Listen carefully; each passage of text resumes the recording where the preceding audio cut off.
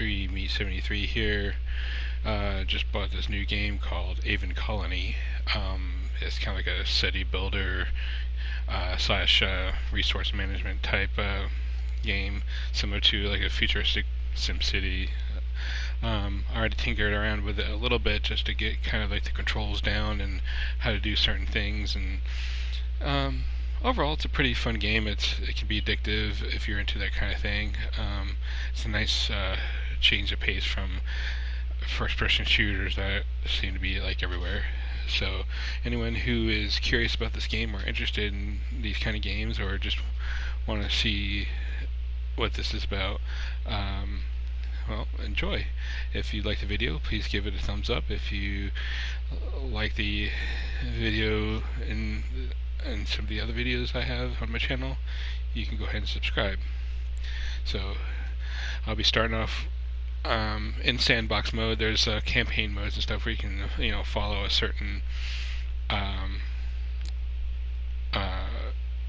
set of parameters that you're trying to reach, which is kind of fun. I already did like the tutorial in the first stage already, but I'm just going to be messing around in sandbox mode. There's no real, just like in SimCity, there's no like final like destination that you're trying to reach. Just trying to grow your city and expand and survive. So here we go. The graphics are pretty good. The music is pretty decent. The controls are easy enough. Overall, I feel that this game is pretty good. So I'm going to do a new game. Welcome to the Aven Expedition. As the governor of humanity's first colony outside the solar system, it's no exaggeration to say that the future of human civilization is in your hands. We've been in orbit for 300 hours since reaching Aven Prime, so no doubt you've had plenty of time to review the mission briefing. You'll be touching down on Vanar, which is the closest thing Aven Prime has to planet Earth. There's a great deal of plant life here, but don't be fooled. The atmosphere is primarily carbon dioxide, so we'll need to keep the colony hermetically sealed. We have a small settlement here, and you will assume command upon touchdown. There are no signs of intelligent life so far, but do keep an eye out. Your mission coordinator will be Vori Markov. She and I will be monitoring your progress closely from the colony ship. Good luck, Governor. Okay, so it just gives you kind of like a rundown of what you do in the game, in the campaign mode anyways. But there's several different, I guess, biomes or whatever you can go in. You got Sandy Gulch, which I'm assuming is like a desert. Vanar is just kind of like a lush, kind of your basic one. Azora Falls is kind of like a cold climate. Hyla's Crescent is kind of like a watery looking area. It's surrounded by like a giant body of water. Another sandy type place, another ice place. This is kind of like kind of like the Grand Canyon. Lots of elevation differences. Just another really lush area, and kind of like a paradise. Each of these I'm assuming is harder than the previous ones. So like Sandy Gulch would be like the simplest stage, and then the further down you go, the more complicated and probably more difficult things are. I've already tried Vanar, Sandy Gulch, and Hyla's Crescent, so I'm gonna try this Arito Mesa. I'm just gonna keep everything pretty much normal.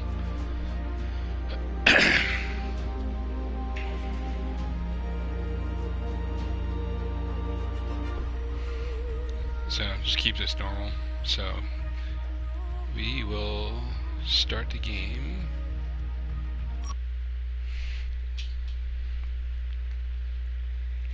Pretty nice artwork.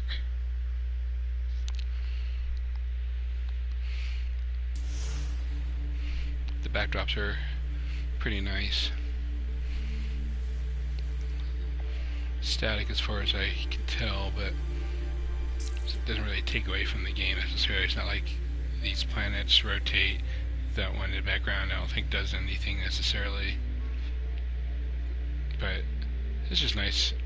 So this is what you start off with. R1 to zoom in, L1 to zoom out, the right analog to rotate and to tilt, and the left analog to basically pan, scroll, or whatever. It takes a little bit of getting used to. It's always a good idea to check out your surrounding area and what there's to offer. You got iron deposits, which is something you'll need to convert to nanites, which is basically kind of like your currency to build. There's these geothermal vents that you can get electricity from, and until you actually cover them with geothermal extraction buildings, there's a chance that they will emit a toxic cloud and can get a lot of your people sick unless you have a hospital. There's some stuff that doesn't really do anything like this. It's just there for looks. Doesn't actually give you anything, but you can't build there. So there's usually little cargo pods kind of scattered here and there. Though you can pick up and it'll give you stuff. So there's a lot of terrain difficulty here. Seems Zurium deposit. This also can give you electricity. That's pretty useful.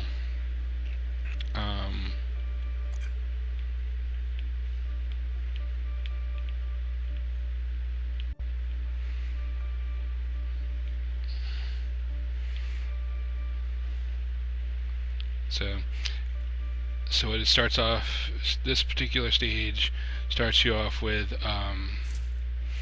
a life support module. So you get 2 of those. So looks like you have 16 people altogether, split into 2 different pods.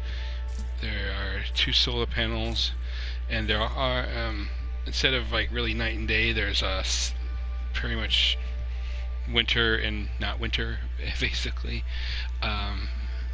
What that does is during the winter, your solar panels will not obviously collect sun, so that's something to keep in mind.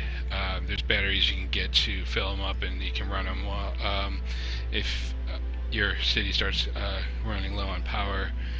But there's other ways you can get electricity. Like I said, you can get it through the geothermal vents, and you can get it through Zurium deposits.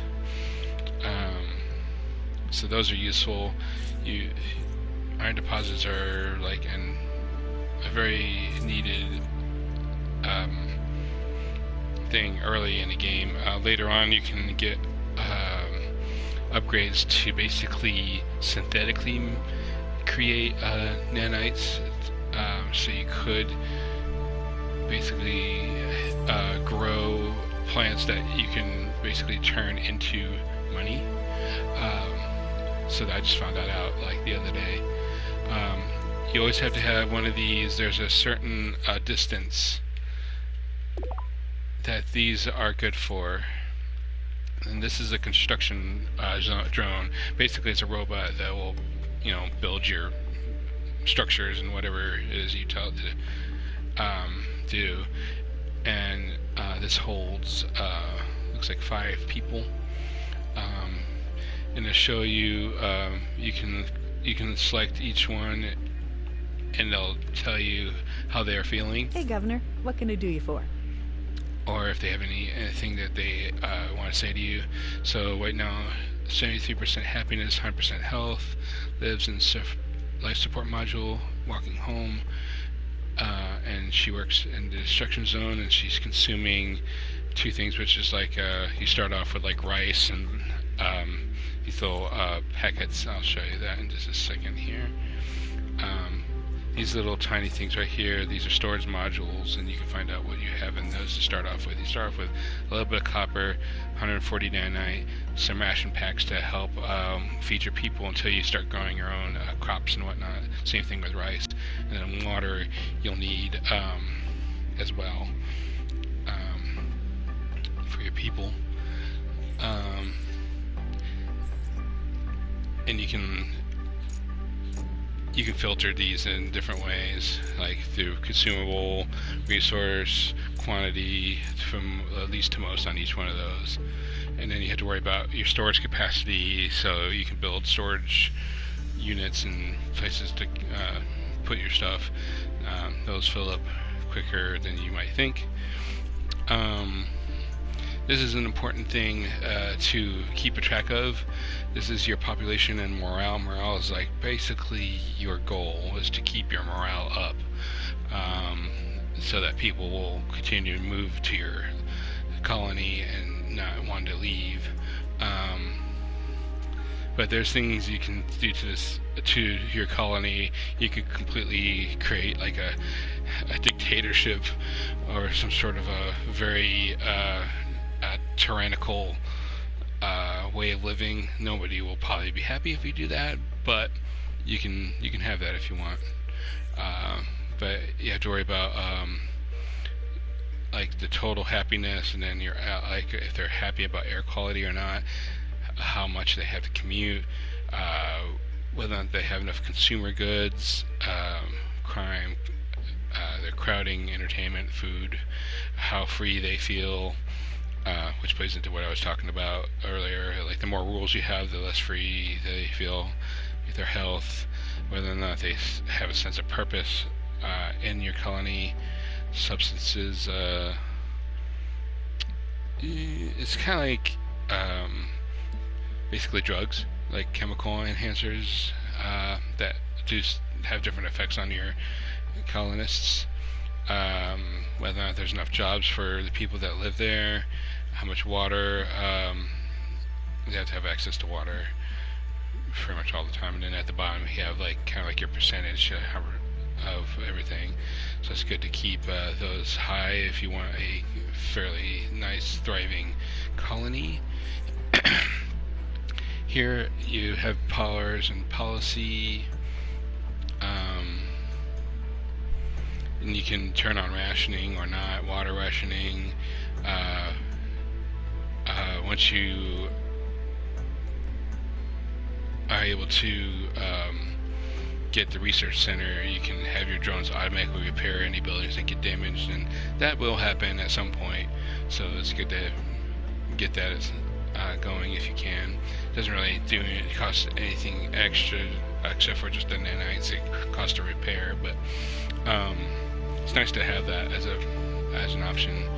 You can keep your people from switching jobs, but it gives you a -1 to 3 freedom morale. You can also keep people from immigrating. You can turn off immigration so they can't leave. Power monitoring.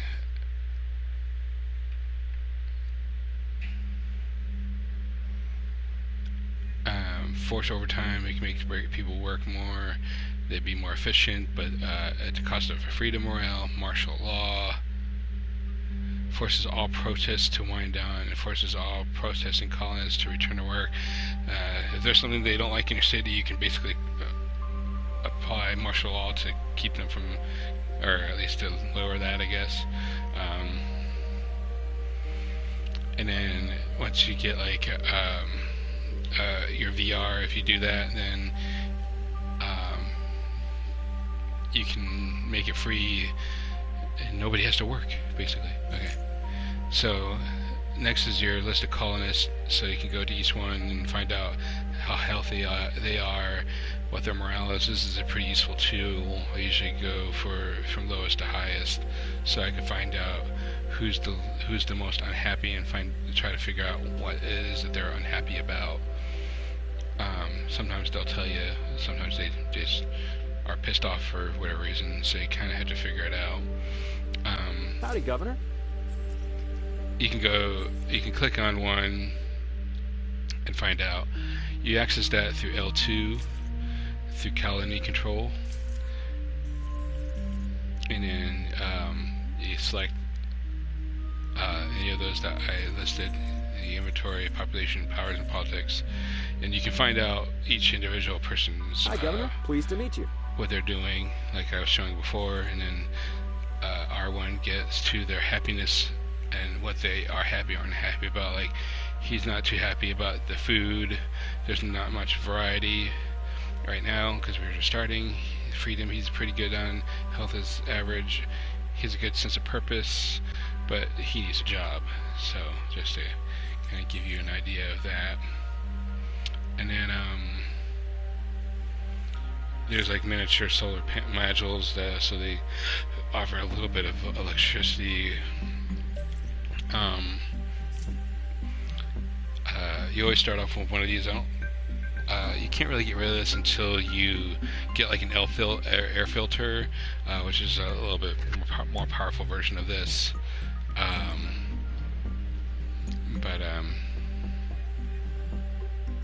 Yeah. And then you have intake fan. If that wasn't here, you wouldn't be able to get rid of that. So you had to have at least one of these there. And same thing with hair. You can't delete these until you have enough housing to do so. Other things you can live without. There's a little storage deposit. That's kind of nice. So it starts you off with like a little extra storage.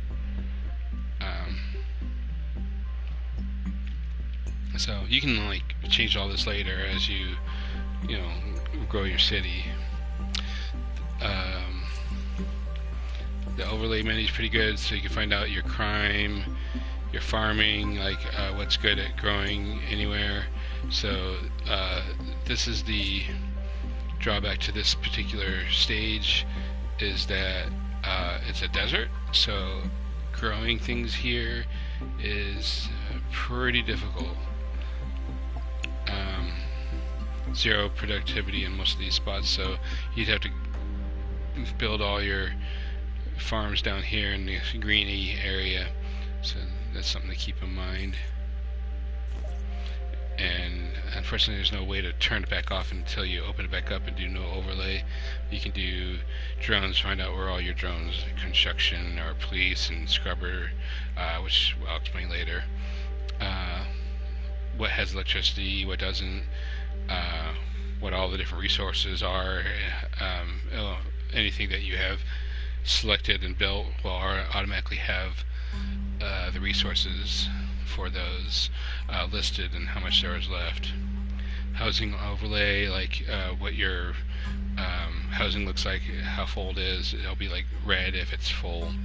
Your happiness of your people, your employment, like where jobs are being offered and what accepts workers.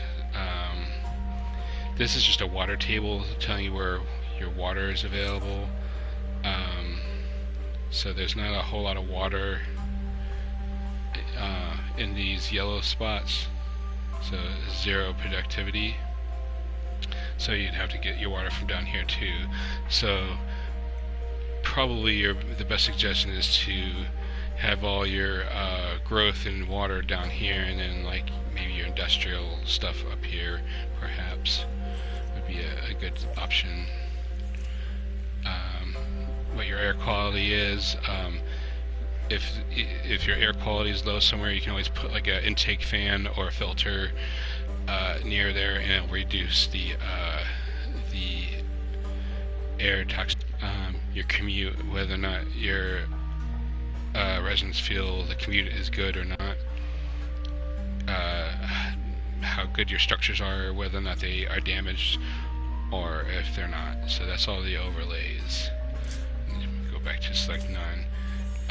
Once you get your trade depot, this brings up like all the different trade options that you have, like what you can export and what you can import, but you need to build the space hub for that.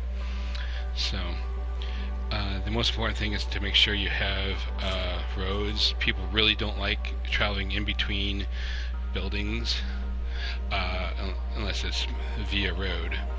So we're going to go ahead and build a road. We'll start off here,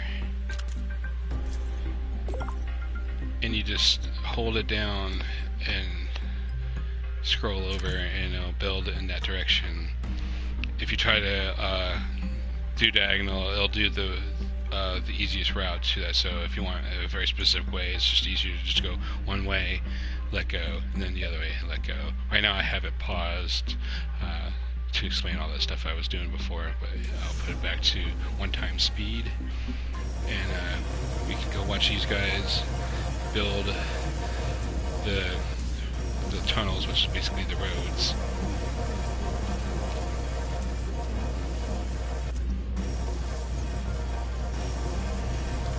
Okay, so I built the roads, and I'll need a good source of nanite intake, and I'm going to go ahead and build a geothermal extraction building here. That way I can have a good source of electricity that won't be hindered by the winter. So I'm going to bring up electricity structures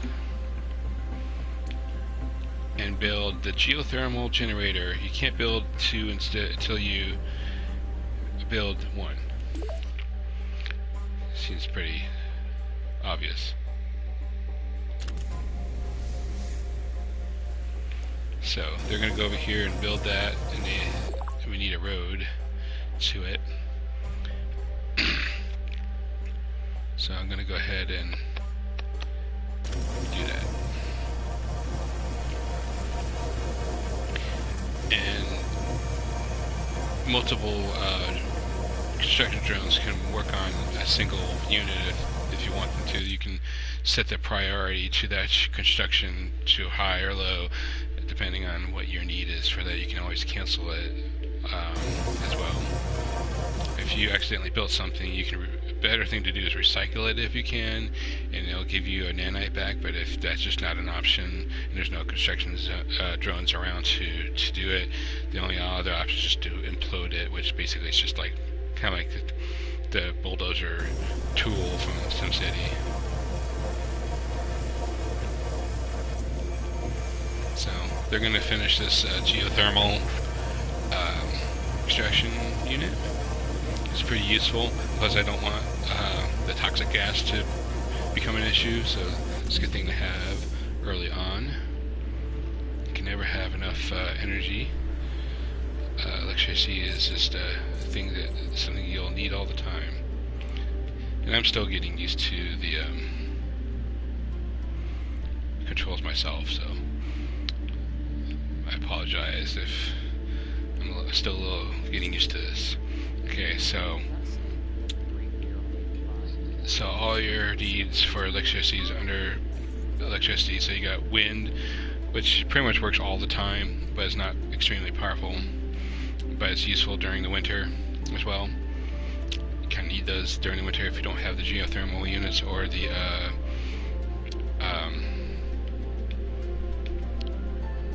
Azorium generator, which is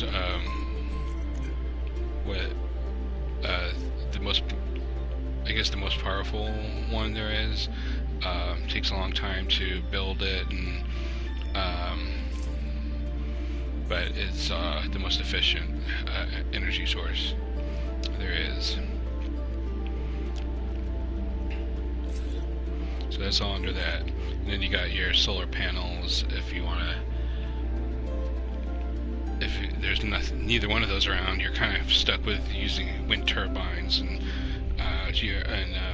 the solar panels. Those you don't really need to have any kind of resource for, other than the day, the non-winter time, and the wind is always going.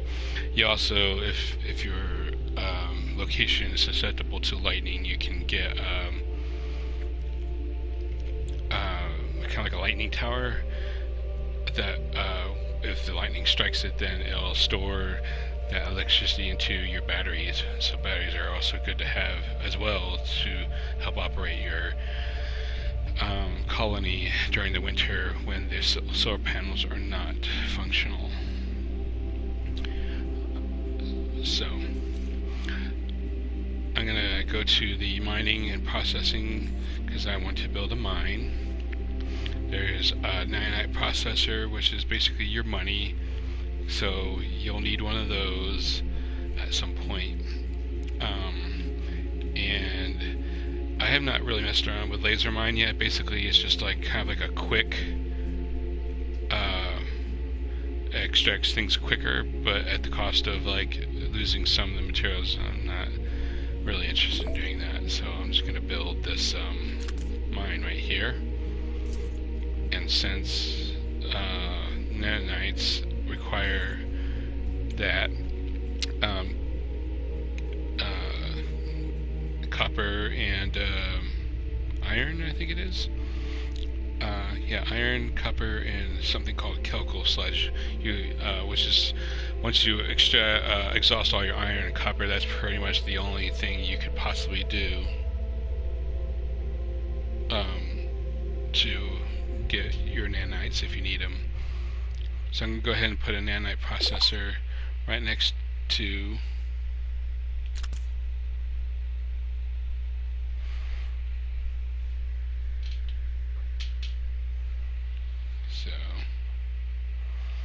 let's see. We'll go ahead and unpause this so that they can build there.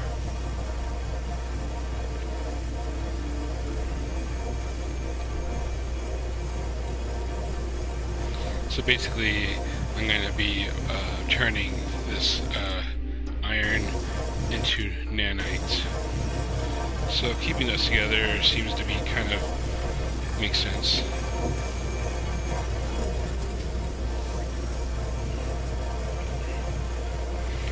And you can always change the efficiency of each of these. So you can do fill, which basically will will prioritize that particular location for people to work at if you are in desperate need of that particular building to work. They'll even leave other places that have less of efficiency priority to go there. So keep that in mind. And these are just different tiers, so you can lower it, have normal, high, or fill. Same thing here, and there. So everything takes people, basically, to make this place work.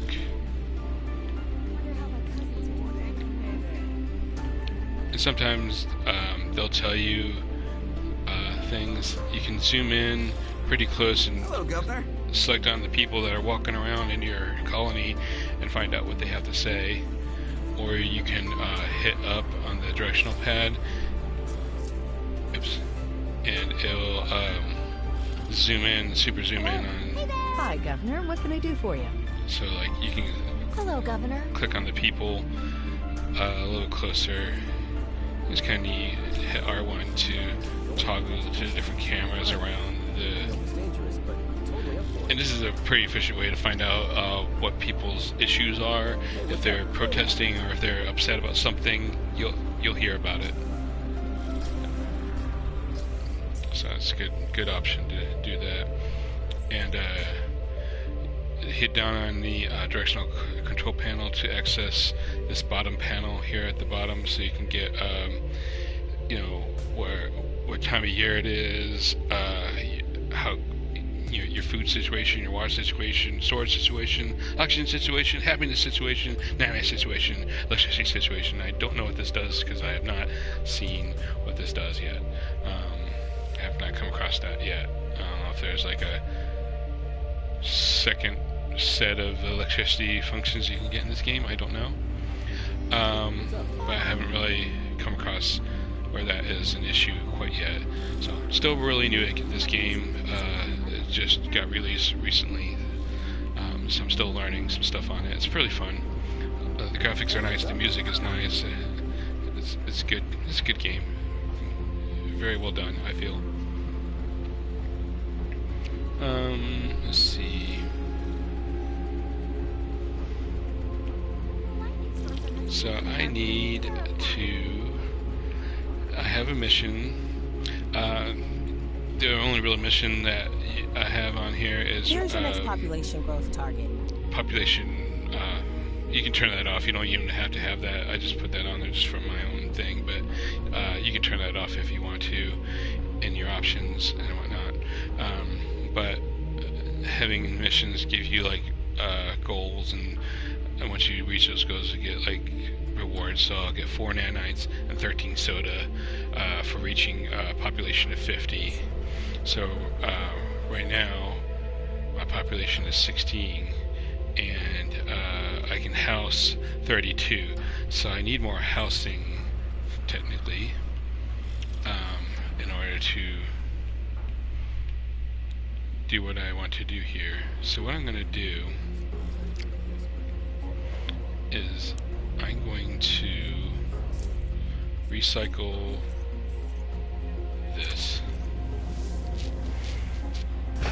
because it's in my way.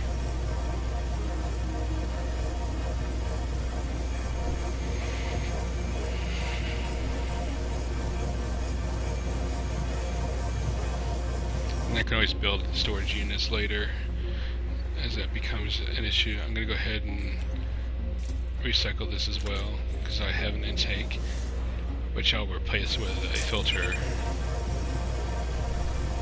It's telling me that there's no electricity because there's nothing connecting some of this stuff, but it's alright. I'll fix that in just a sec. It's finding. The reason I'm doing this is to make my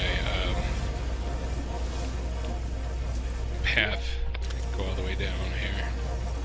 So that little any kind of notifications will pop up on the right hand side, and you just hit triangle to open that up, and it's telling me, oh, there's insufficient power, but that'll go away in just a sec.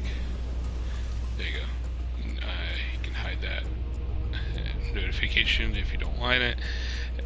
You can turn hide notifications, you can show notifications, and it's telling me winter is approaching. So during winter your farms will not grow crops. Greenhouses will grow food at 50% rate. It's good to have greenhouses. All solar structures will generate 50% power, so it's a lot slower. It's just not it's not non-existent, but it's a lot slower, and that's why having this thing is useful, because it'll produce power whether it's winter or not. What's up? Hey. So go ahead and recycle this. The reason I'm doing that is just because these little starter things are not absolutely necessary. They kind of take up space and waste electricity. There's more efficient ways to get all this done.